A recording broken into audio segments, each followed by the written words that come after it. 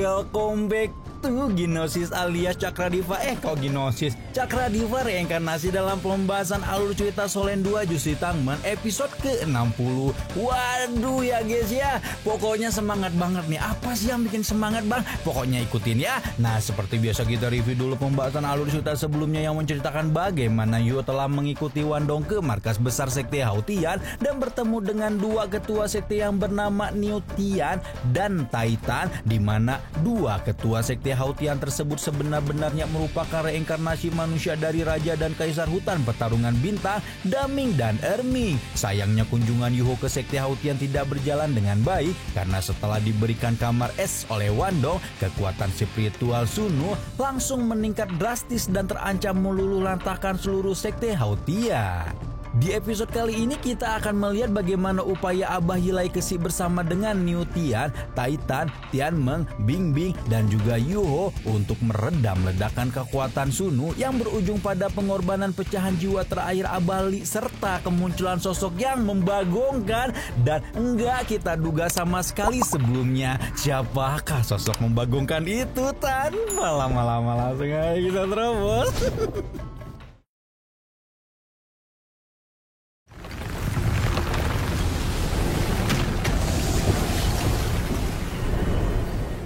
Seluruh sekte Hautian masih dilanda kekacauan ketika murid-murid sekte berbondong-bondong menyelamatkan diri, sementara Wandong masih menunggu Yuho yang entah kenapa belum keluar sambil membantu para murid sebisanya. Di sisi lain, lautan spiritual Yuho juga menjadi tidak kalah kacau ketika Sunu tampak begitu panik merasakan kekuatannya membawanya menjadi tidak terkendali.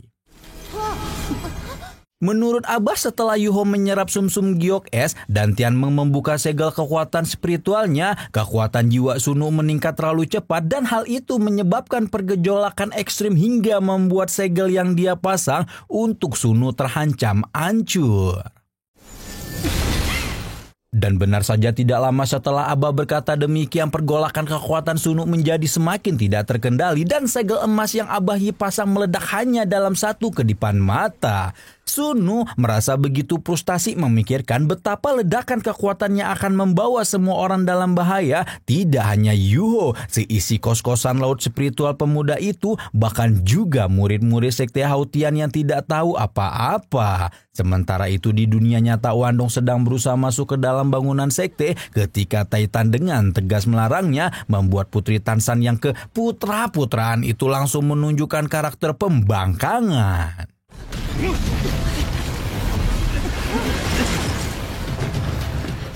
Bahkan setelah kepalanya hampir tertimpuk batu raksasa yang runtuh dari bangunan sekte, Wandong sama sekali tidak menyerah dan terus berusaha menerobos penjagaan untuk menyusul Yuho ke dalam. Karena ponakan mereka sangatlah keras hulu, Newtian pun tidak punya pilihan kecuali membuat Wandong tidak sadarkan diri sebelum meminta salah satu murid sekte untuk mengungsikan tuan muda mereka tersebut. Tuan putri atuh ya. Sekarang kita balik lagi ke Yuho yang sedang memutar otak tentang bagaimana caranya pergi dari tempat ini, apalagi setelah mengetahui bahwa Abah Hilai Kesi tidak dapat menyegel Sunu untuk kedua kalinya. Yuho memohon kepada Abah untuk mencari cara menyelesaikan masalah ini dan apapun solusinya, Yuho bersedia bahkan jika harus mengorbankan diri. Ketika itulah pintu batu ruang sumsum giok es didobrak dari luar, menunjukkan penampakan dua ketua sekte Hautian yang tanpa banyak babi bu langsung mengajak Hilai Kesi berkomunikasi, menjelaskan bahwa mereka juga memiliki kesadaran spiritual kuat dan berharap Abah mau bekerja sama untuk mencegah bencana ini.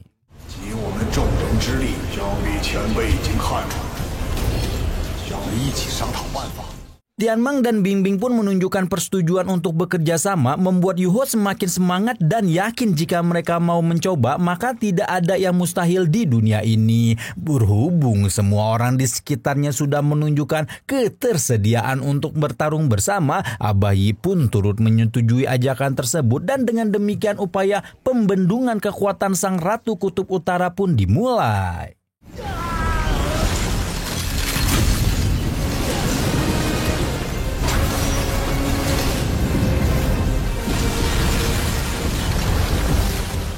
Tepat setelah semua orang memasuki lautan spiritual Yuho, energi Sunu semakin mengamuk membuat kelima peserta penyegelan turut meledakkan kekuatan roh mereka masing-masing. Ketika Sang Ratu Kutub Utara meminta Abah mengeluarkan kekuatan primordialnya dari tubuh Yuho sebelum diledakkan. Sementara itu tanpa mempedulikan orasi panjang lebar Sunu, Abahi husyuk homat kamit kayak Mbah Dukun baca mantra, puah, sebelum kemudian menarik keluar pedang peramal bencana dan mengumumkan bahwa semua orang bahwa upaya mereka akan segera dimulai.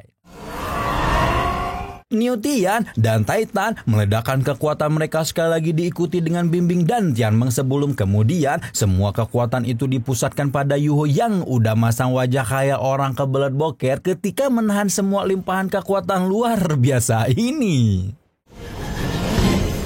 Baru setelah semua orang sudah mengumpulkan kekuatan roh di tubuh Yuho, Abahi juga turut mengeluarkan kekuatan perdukunannya ketika menciptakan sebuah formasi emas di dalam laut spiritual Yuho dan menggunakan seluruh energi yang ada di sana untuk menyegel kesadaran jiwa Sunu sekali lagi. Setelah itu semua orang dapat melihat semacam bola roh dengan ukiran bunga di permukaannya berputar dengan stabil di dalam lingkaran segel Yilai Kesi, membuat Bimbing langsung menghela napas lega berpikir bahwa kekuatan Sunu telah ditekan dan saudaranya itu diselamatkan dari bahaya. Yuho pun langsung tertunduk merasa kekuatan di lututnya menghilang setelah proses penyegelan yang begitu mencekam berakhir. Sementara Abayi masih berdiri dengan tenang mengamati perkembangan situasi dan kondisi seolah merasa bahwa keadaan belum sepenuhnya aman.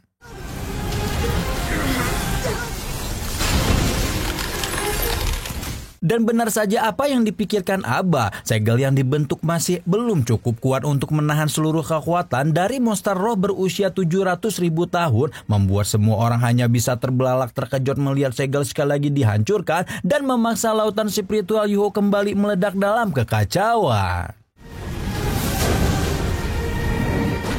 Kekacauan yang kali ini menjadi lebih parah hingga bahkan membuat seluruh pegunungan langit cerah digulung oleh salju tebal tanpa ampun. Ketika itulah Abayi merasa tidak bisa diam lebih lama, sekali lagi menarik keluar pedang bencananya sebelum kemudian meliuk-liukkan tubuhnya seolah membawa pedang tersebut menari di tengah kekacauan laut spiritual.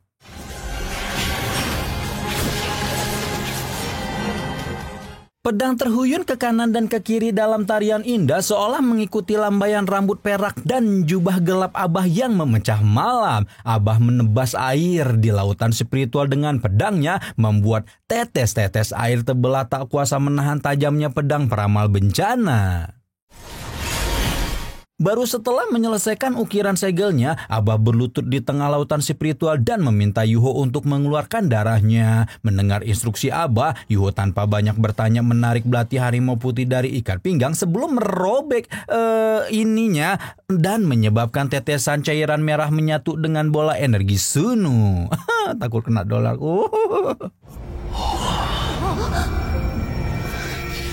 Tepat setelah Yuho membiarkan darahnya menyatu dengan bola energi Sunu, cahaya terang yang menyilaukan mata memenuhi laut spiritual Yuho membuat semua orang terbelalak sementara Yilai Kesi menarik napas lega. Di tengah-tengah kilau cahaya itu muncullah bayangan samar Sunu yang langsung membungkuk di hadapan Abayi sambil mengucapkan terima kasih yang belum diketahui untuk apa. Hilang. Sekarang situasi menjadi tenang kembali dan matahari yang sebelumnya ditelan oleh salju secara perlahan menyembul dari balik awan kelabu. Yilai Kesi berjalan melintasi lautan spiritual Yuho ketika mengabarkan bahwa dirinya telah berhasil merekonstruksi jiwa Sunu, di mana hal tersebut dilakukan Abah dengan menggadaikan sisa kesadarannya sendiri.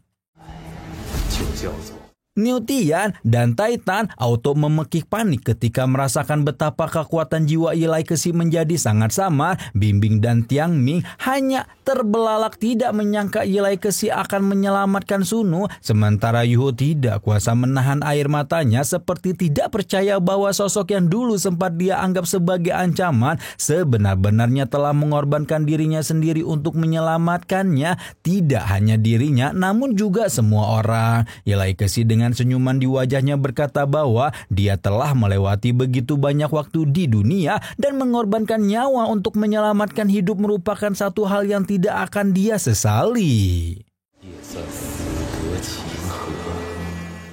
Yilai Kexi menceritakan betapa di kehidupannya yang sebelumnya Abah mengalami kebencian yang begitu banyak membuat jiwanya tenggelam dalam kegelapan dan hampir menghilang dari dunia dengan segala kebencian tersebut.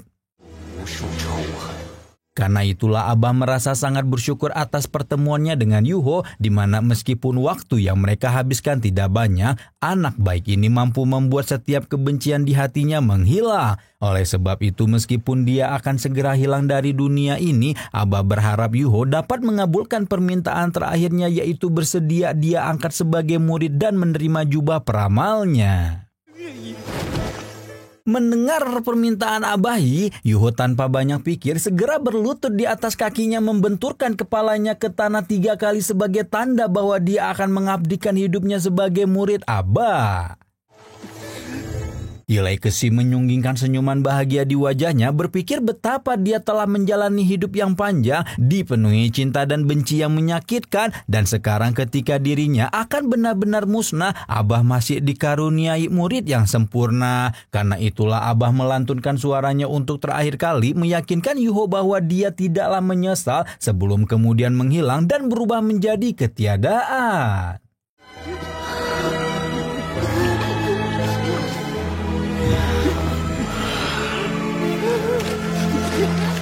Yuho hanya bisa meraung memanggil gurunya meskipun dia tahu raungan itu tidak akan pernah sampai karena Yilai Kexi telah menghilang dari dunia. Di dunia nyata, Wandong yang sudah mendapatkan kesadarannya kembali langsung bergegas berdiri dan masuk ke dalam bangunan sekte untuk mencari Akang dengan perasaan was-was. Baru setelah keadaan benar-benar aman, Wandong diperbolehkan masuk ke dalam kamar tempat Yuho berada, di mana pemuda itu masih dalam kondisi tidak sadar karena kekacauan energi di lautan spiritualnya yang belum usai. Sebenarnya Yuho masih belum bisa menerima kepergian Abahi dan terus berusaha mencarinya, berharap masih ada sisa kesadaran spiritual gurunya yang tertinggal. Ketika itulah bayangan Yilai Kexi sekali lagi muncul di dalam lautan spiritual Yuho, namun bukan sisa jiwa melainkan sisa energi terakhir yang ditinggalkan Abah untuk menyampaikan pesan tentang keberadaan bentuk kehidupan baru di laut spiritualnya. Abah menjelaskan bahwa saat ini Sunu telah menjadi roh pelindung barunya yang sedikit berbeda dengan Tianmeng maupun Bimbing karena tidak perlu tinggal di dalam lautan spiritual untuk bertahan hidup.